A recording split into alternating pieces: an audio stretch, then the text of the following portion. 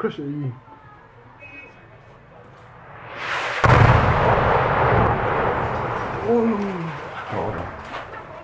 Burma transitioned from a military dictatorship to a democracy 4 years ago. But its nominally civilian government is still accused of using brutal military force in areas where ethnic armed groups resist the government rule. It's the world's longest running civil war, which began in the late 1940s.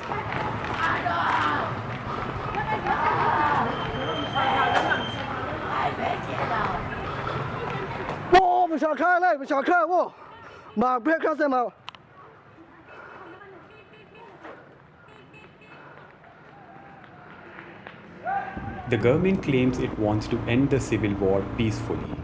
Last month, the government and 16 rebel groups signed the draft of a nationwide ceasefire agreement. But the United Nationalities Federation Council, which is a coalition of those armed groups, says the draft is yet to be approved by leaders, and that this is just the beginning of a peace process, which may take many years. Signing the final draft of the nationwide ceasefire agreement is just approving the final draft. So that is for the further proceedings. It's not the real peace deal yet. So both sides will have to go back to their the leaders, and then they have to submit it. So from our ethnic armed organization side, we'll be calling for the ethnic leadership summit. We've been hoping by the end of this month or early next month. So the final decisions will be there. So this is the very, very starting phase. It needs to take a time, and it's a long-term process. So how to start? We have been discussing.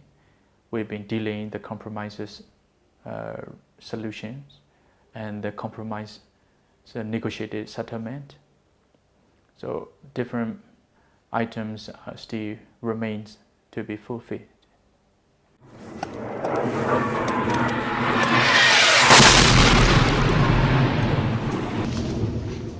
Distrust between the government and the rebel groups also remains. Armed groups say government forces are still attacking them and fear that even if the agreement is signed, the government may not implement it on the ground.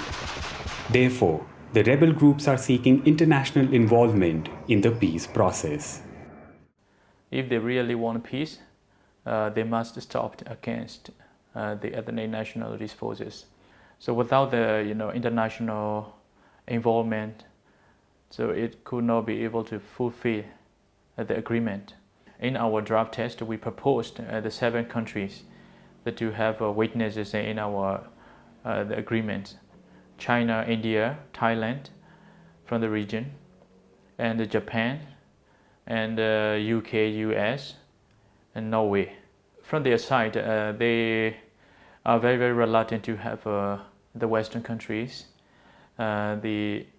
Because of our sensitive the geopolitical situations. However, we need it. The government of Burma is focusing on a mere ceasefire agreement and has not committed to giving ethnic groups their main demand, which is a federation that allows self-determination.